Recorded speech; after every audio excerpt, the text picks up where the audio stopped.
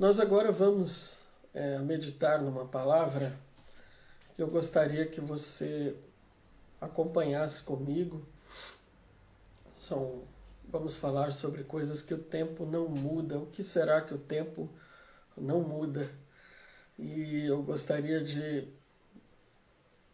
tomar aqui um versículo no Evangelho de Lucas, capítulo 21, versículo 33, para fazermos essa meditação.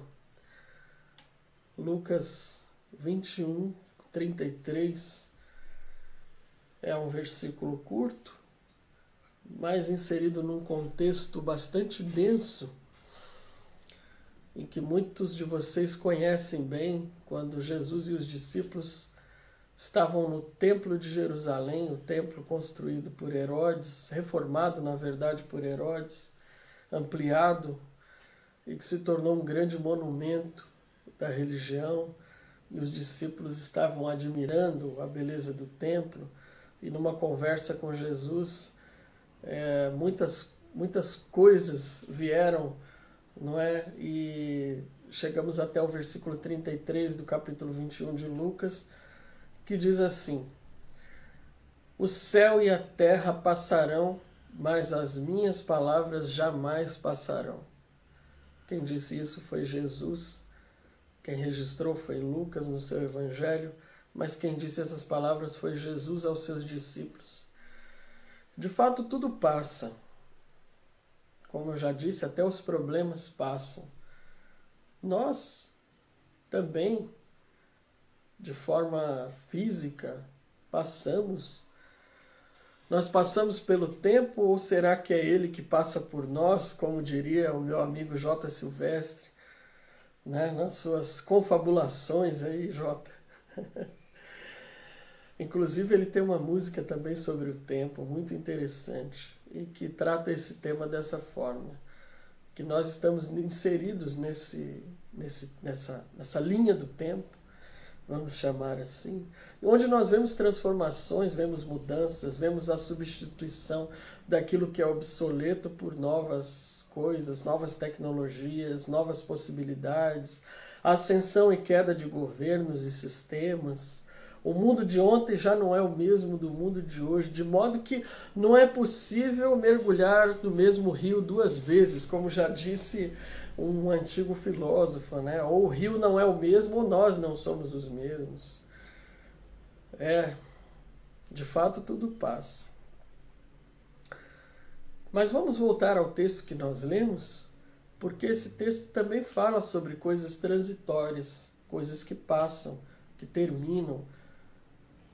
Jesus estava, como eu disse, no templo de Jerusalém com seus discípulos, e os discípulos admiravam a construção, as pedras magníficas encaixadas umas às outras, de forma que até hoje os arquitetos, os engenheiros, as pessoas ligadas à ciência da construção admiram as antigas construções como eram feitas no passado, coisas com uma tecnologia que precisaria hoje de uma tecnologia avançada, e naquele tempo eles já faziam construções magníficas, e os discípulos estavam ali admirando toda aquela obra que foi ampliada, como já disse, por Herodes, e estavam maravilhados com aquilo, chamaram a atenção de Jesus, dizendo: olha, Senhor, o templo, como é a construção magnífica, como é belo isso, né? Que é representativo, é simbólico.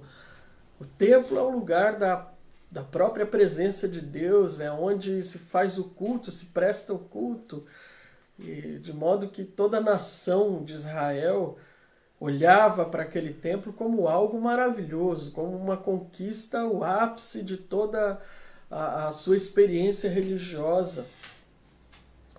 De modo que essa admiração era uma admiração legítima, uma admiração que todos nós temos por coisas que construímos e que se tornam símbolos de outras coisas maiores. Temos admiração, sim, por aquilo que é belo, por aquilo que é bem feito, por aquilo que demanda trabalho, por aquilo que é uma realização da nossa vida, da nossa própria perspectiva histórica. de vida, como era no caso dos judeus. Aquele templo ali era uma síntese histórica do que foi a nação de Israel em relação à sua identidade religiosa com Deus, a sua história de vida com Deus. Desde os patriarcas, toda a trajetória da libertação dos hebreus, que foram feitos escravos na terra do Egito, do sacerdócio de Arão, a superação da idolatria pelo bezerro de ouro, do culto estabelecido com bases no sacrifício, o culto do Antigo Testamento, que era rico em detalhes, na construção do primeiro tabernáculo, que foi feito no deserto e era retirado de um lugar e levado para o outro como uma tenda, na vontade dos reis de se construir uma casa, um templo para Deus, um lugar de adoração fixo na sua própria terra, no seu próprio lugar. Bem, isso equivalia, era mais ou menos 1.200 anos de história acumulada, simbolizada naquelas pedras. E não só isso, mas também uma herança cultural, porque se nós elencarmos aí a música e todos os elementos, a comida que seguia uma dieta pautada na religião, as festas que eram celebradas todos os anos em Israel, as vestimentas que eram particularmente diferenciadas dos sacerdotes, os artefatos do templo, como a menorá, aquele castiçal que você já deve ter visto em algum lugar, o castiçal que os judeus usam como símbolo no seu templo, algumas igrejas evangélicas, inclusive, também o adotam, também o colocam como símbolo, e tantos outros símbolos que a própria Torá, né, o livro, que é o Antigo Testamento que nós conhecemos, parte da Bíblia, é uma herança cultural do povo de Israel, dos antigos hebreus, na sua vivência, na sua fé com Deus, durante todos aqueles tempos, dentre muitas outras construções que estavam representadas naquele monumento, o Templo de Jerusalém. E olha, não só isso, mas a gente poderia também falar sobre o aspecto político, o aspecto social e até mesmo psicológico, porque cada filho de Abraão, cada judeu que olhasse para aquele templo, transferia para ele o seu imaginário da própria presença de Deus. E aí os discípulos, admirados com toda aquela beleza, como eu ficaria admirado, como você talvez também pudesse ficar admirado se estivesse na mesma situação, como nós nos admiramos com as nossas conquistas, com a nossa construção diária de significado, aquilo que a gente dá significado, a nossa casa, o automóvel que possuímos, as coisas que temos, todas elas têm significados para a nossa vida. Talvez não o mesmo significado que o Templo de Jerusalém tivesse para os judeus, mas talvez para nós tenha um significado também de conquista, nesse sentido. E fazendo uma ligação mais profunda, por que não dizer que nós também temos monumentos religiosos dos quais nos orgulhamos? Todos nós também temos monumentos de pedra, não pedras materiais, mas de pedras imaginárias, talvez, porque a instituição religiosa para nós tem algum significado, tem uma força muito grande de expressão pelo qual nós zelamos. Nós zelamos pela nossa identidade, da nossa denominação a que pertencemos, pela igreja a que pertencemos, não só a igreja física, não estou falando só do lugar, das paredes, dos tijolos colocados, mas estou falando da instituição, das pessoas envolvidas, do movimento, da hierarquia, de como as coisas são construídas e se movimentam. Tudo isso é belo, é admirável, e nós olhamos para a história da igreja da mesma forma como os judeus olhavam para a história do judaísmo, para a história da religião judaica. Nós olhamos para a nossa história e vemos como Deus preservou durante 2000 anos tanta coisa grandiosa, como o evangelho se propagou através de nações, povos, culturas diferentes e distintas e chegou até nós hoje. E nós nos orgulhamos disso, nos orgulhamos porque homens e mulheres deram a sua vida na construção dessa edificação, desse enorme templo que nós hoje olhamos e ficamos maravilhados diante dele. e chamamos de cristianismo.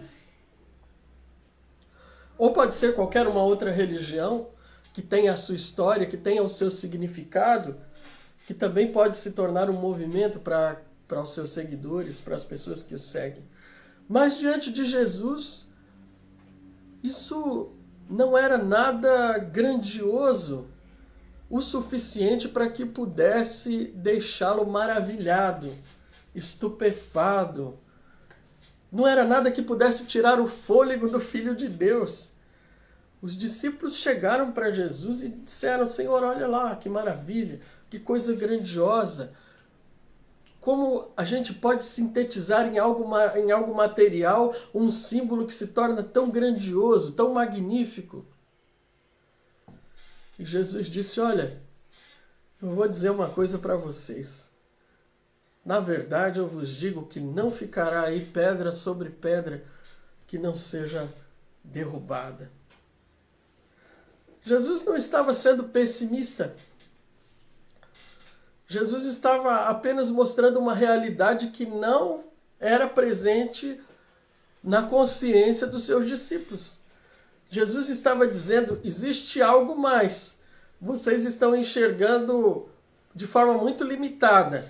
Vocês estão enxergando só o que é aparente. Vocês só estão vendo a estrutura física. Vocês não estão vendo aquilo que está por trás, aquilo que é maior, aquilo que não cabe dentro da estrutura física. Isso vocês não estão conseguindo enxergar. Vocês estão vendo pedras, vocês estão vendo monumento, vocês estão olhando para a sua história, vocês estão olhando para a sua cultura, vocês estão olhando para tudo que vocês construíram até hoje, mas vocês não são capazes de enxergar algo que é maior, que transcende a própria história de vocês, que transcende a própria cultura de vocês, que transcende a própria relação que vocês têm uns com os outros e com as coisas, que vocês sintetizam num templo construído, feito de pedras, que simboliza toda essa realidade. Vocês não estão vendo o próprio Deus que existe e subsiste antes e além de tudo isso, com força magnífica e que não cabe dentro de uma casa construída por mãos humanas. Não cabe dentro de uma história construída por pessoas, não cabe dentro de uma cultura vivida por algumas pessoas. Deus é maior, é transcendente, e nós não estamos vendo a realidade de Deus, muitas vezes como os discípulos, porque paramos diante das pedras, porque paramos diante dos monumentos, porque paramos diante da nossa própria construção e ficamos admirados porque a nossa força produziu aquilo tudo. E ignoramos algo que não passa. Algo que, como as outras coisas, não sofre mudança do tempo. Algo que, como as outras coisas, não varia, não muda o seu aspecto. Algo que é eterno. E algo que move todas as coisas. E dá sentido a todas as coisas. Onde tudo passa, tudo muda, tudo transita, tudo é contingente, mas a palavra de Deus é a única rocha firme que permanece para sempre. E permanece para sempre por quê? Permanece para sempre porque ela é a fonte da perfeição e de tudo que se aperfeiçoa. A palavra de Deus não precisa e não pode ser aperfeiçoada porque ela já está no ápice de toda a perfeição. Ela é a própria perfeição. A palavra de Deus criou do nada todas as coisas. Antes que nós existíssemos, antes que houvesse mundo, que houvesse matéria, que houvesse qualquer outra coisa, uma palavra foi dita. O código foi lançado e tudo veio a existir do nada.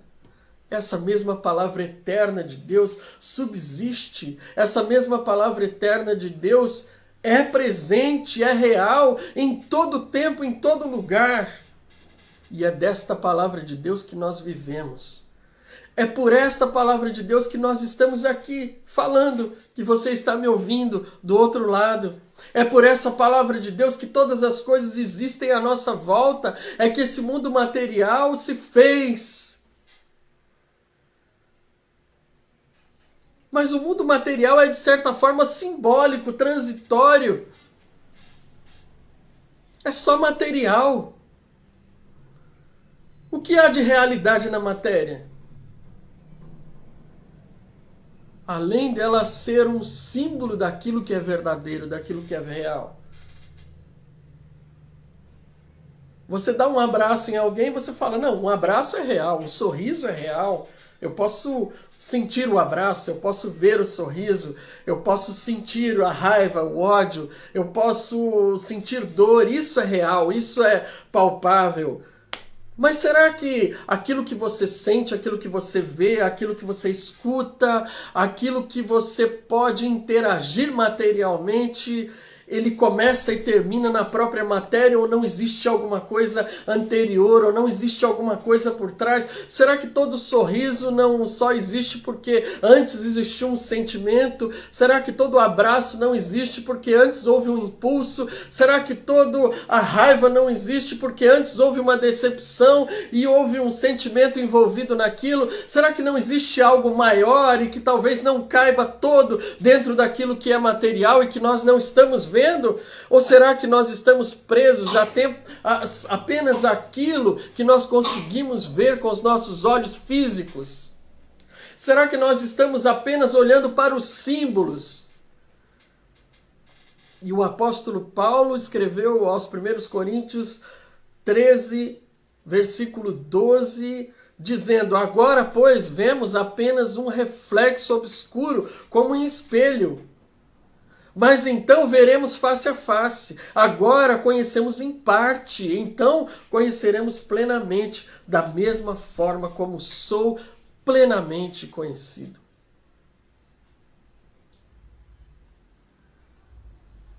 Eu estou falando aqui de realidades que dizem respeito a outra esfera, a esfera da espiritualidade, a esfera da comunhão com Deus, que traz para nós a verdade da sua palavra, que traz para nós o amor que é a essência de Deus. Como escreveu na poesia o nosso amigo João Alexandre, amor é a essência de Deus. Essas coisas são imutáveis, essas coisas são eternas. E não dá nem para chamar isso de coisas.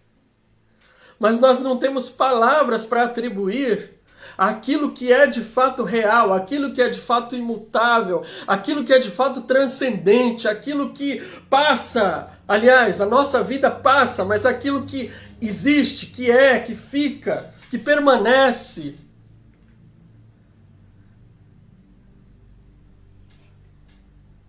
E olha só, diante dessa afirmação de Jesus, de que as coisas todas são transitórias, de que as coisas todas são efêmeras, elas passam.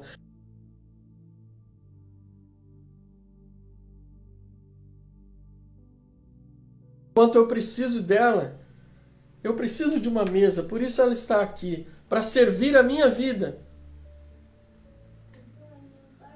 Portanto, existe uma vida para ser servida das coisas. Muitas vezes nós invertemos essa lógica e passamos a servir as coisas, como se elas fossem um fim em si mesmos.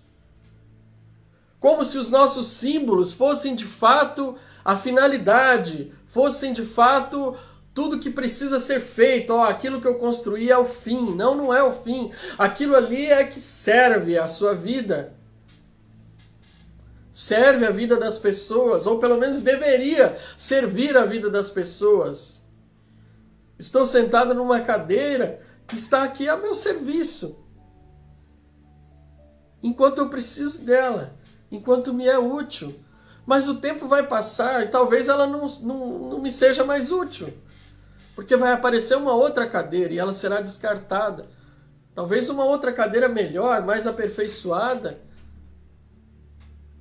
A mesma coisa, tudo que nós temos à nossa volta, elas se tornam obsoletas pelo seu desgaste, pelo seu uso, elas se vão todas. O nosso corpo vai envelhecendo. E olha, hoje eu estou falando de um assunto aqui que normalmente as pessoas começam a pensar sobre isso depois dos 40 anos de idade. Muito raramente as pessoas vão pensar nisso antes dos 40. Mas há algumas pessoas, há algumas exceções. Mas olha, que sirva de alerta para nós todos. Tudo passa, tudo passa. Tudo é transitório nesta vida. E diante deste fato, os discípulos então ficaram perplexos e perguntaram a Jesus: Senhor, quando é que essas coisas vão acontecer? Quando é que não vai ficar pedra sobre pedra? Quando é que isso tudo vai ser derrubado? Vai ter algum sinal disso? Então Jesus passa a descrever aqui um cenário apocalíptico das coisas. Jesus passa a falar sobre sinais que indicariam o fim das coisas, o fim dos tempos, o fim dessa situação toda da ordem material como nós conhecemos. E ele começa a enumerar algumas coisas que nós vemos. Primeiro, um panorama geral. Ele fala sobre o aparecimento de falsos cristos, ou seja, uma religião que tenta fazer a via de conectar o homem ao divino, mas não pela graça de Deus, pelo esforço humano, ou pelo coaching, como hoje em dia é muito comum nós vermos. Nada contra, né, pastores coaching, mas substitui-se a graça de Deus, que é essencial, substitui-se a cruz de Cristo, que é algo que nos reconecta ao Pai, que nos dá uma filiação legítima, que lança os nossos pecados no mar do esquecimento e nos projeta para a eternidade com Deus, por um evangelho de melhorias imediatas, um evangelho que faz você encontrar o melhor caminho para conquistar o seu melhor emprego, uma melhor situação de vida. O que importa é o hoje, o agora, o presente, e não mais a situação da eternidade, o plano de Deus eterno, né, para todo ser humano. É claro que todas as coisas importam, é claro que o hoje também importa para a nossa vida, mas não vamos misturar as coisas. Quando falamos da espiritualidade, quando falamos da essência humana, da interioridade, só há uma resposta para isso e é a cruz, e nós sabemos disso. Todas as outras coisas vos serão acrescentadas, disse Jesus. Todas as outras coisas devem ser consequência de uma vida com Deus que nós temos. E aí Jesus não fala só sobre o aparecimento de falsos cristos, de falsos profetas, mas ele passa a falar também sobre guerras entre as nações. Ele passa a falar sobre consequências da política e de uma economia que se impõe pela ambição dos seres humanos e que traz e trouxe durante a história tanta guerra. Não só a política e a economia, mas também a religião mata-se em nome de Deus, mata-se em nome de tantas outras coisas.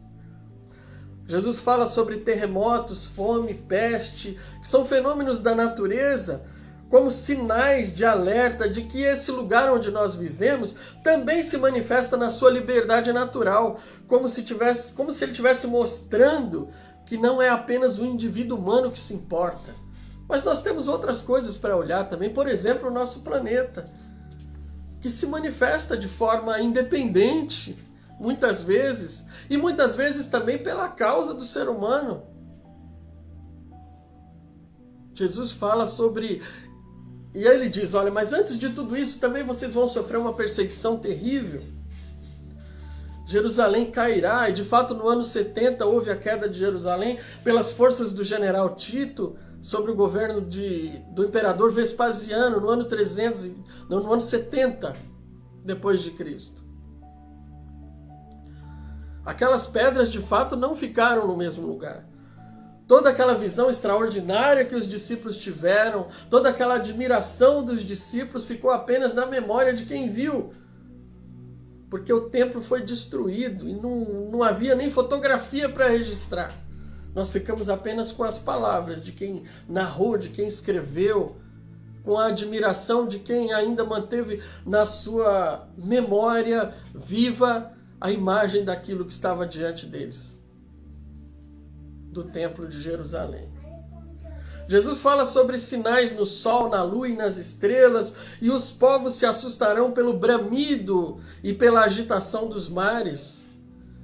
Uma interferência, é claro aqui que Jesus está falando sobre uma interferência humana na nossa natureza. Porque nós não estamos cuidando da nossa própria casa, como disse o apóstolo Paulo aos Romanos, capítulo 8, versículo 22, que a natureza geme com dores de parto, esperando pela manifestação dos filhos de Deus. E geme porque algo está acontecendo, algo está a afligindo. Algo que não é dela mesma está a afligindo. E olha, Jesus aponta para todas essas coisas com a finalidade de dizer aos discípulos que tudo nessa vida passará. E aí, depois de descrever todo esse cenário apocalíptico, Jesus diz: então se verá no céu o sinal do Filho do Homem, vindo com poder e grande glória. Então aparecerá aquilo que de fato é. Então vocês vão enxergar aquilo que está além, que está acima, aquilo que é anterior e aquilo que é ulterior, aquilo que é superior, aquilo que sempre existiu, aquilo que é fundamental a todas as coisas. Então a dimensão da espiritualidade será plena, porque as pessoas vão enxergar Jesus voltando. Vão enxergar a vinda do Filho do Homem com poder e grande glória. Mas sabe de uma coisa? Você pode enxergar essa vinda de Jesus para a sua vida hoje. Você pode olhar para dentro de si mesmo, você pode perceber o quanto você tem sido materialista, você pode perceber o quanto você tem buscado olhar apenas para as coisas imediatas da sua vida, e você pode, através desta palavra que está sendo dita aqui, enxergar algo que vai além de você mesmo, além de si mesmo, além das coisas que você tem construído, além da sua própria história, além da sua perspectiva cultural, além de tudo que diz respeito à sua vida, além de tudo que está à sua volta.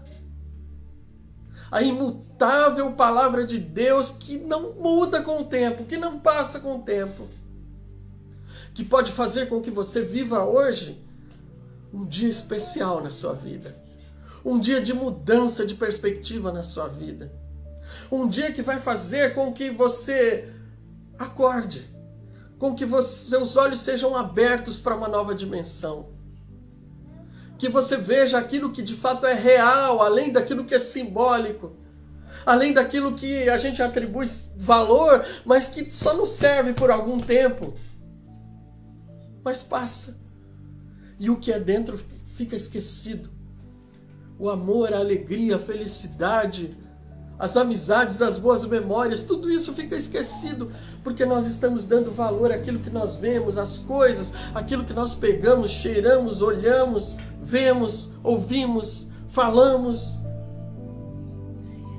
Mas hoje você tem uma oportunidade real na sua vida, de se reconectar com uma realidade que é eterna, que é substancial, que é maior, que vai te transformar de dentro para fora, que vai te fazer uma nova criatura, de uma nova dimensão, que vai te colocar em outro patamar de vida, uma vida realmente com Cristo, uma vida que vale a pena ser vivida todos os dias com alegria, porque é uma vida de gratidão a Deus. Nós vamos ser gratos por aquilo que Ele nos dá abundantemente, pelas coisas que nós temos à nossa volta, que estão aqui para servir a nossa vida, e não para que nos tornemos servos delas. Eu não quero ser aqui um anti-coisas materiais, eu vou virar um fantasma, um ectoplasma e viver na luz. Não, eu quero continuar vivendo aqui cercado de coisas, eu quero continuar abraçando, quero continuar beijando, quero continuar sentindo os aromas, quero continuar comendo e sentindo os sabores do alimento, quero continuar vendo a maravilha do mundo, ouvindo boa música. quero continuar com tudo isso, mas eu quero continuar com o meu coração grato, sabendo que essas coisas são símbolo de outras que são maiores ainda, que eu não consigo ver com os meus olhos materiais. Que todas essas coisas existem em função de uma vida, e que a vida é maior do que as coisas. De que a nossa espiritualidade, de que a nossa vida interior, de que a nossa subjetividade, ela é maior, ela tem dimensões maiores do que o nosso corpo. E por isso mesmo nós seremos libertados desse corpo. Por isso mesmo nós aguardamos a nossa redenção, e Jesus disse que nós ressuscitaremos com Ele no último dia. Quem nasceu de novo e quem guarda essa palavra firme no seu coração, aguarda firmemente a volta do Senhor, para que nós possamos ir de encontro a Ele, as nuvens do céu, para que possamos ser ressuscitados com Cristo e para que entremos de vez numa nova dimensão que não fica preso a essa dimensão material. Se você foi tocado por essa palavra hoje, se você ouviu e talvez como os discípulos você está assim chocado com as coisas que os homens podem fazer, com as tecnologias, com tantas possibilidades, oh meu Deus, hoje em dia os homens estão se fundindo com a tecnologia, com a robótica, com os números, com a informática. O que será do futuro dos homens? O futuro dos homens já aconteceu. Já aconteceu há 2000 anos atrás, quando o código de Deus se encarnou na humanidade. Jesus Cristo de Nazaré veio ao mundo e trouxe aos homens o futuro da realidade de todo ser humano que se conecta com Deus através dele. Que essa mensagem seja para a sua decisão de se reconectar com Deus em Cristo Jesus, para que você viva numa nova dimensão da graça de Deus e que você seja um com essa palavra de Jesus, que não passa, embora tudo passe, mas que você, como a palavra de Deus, permaneça para sempre. Em nome de Jesus. Amém.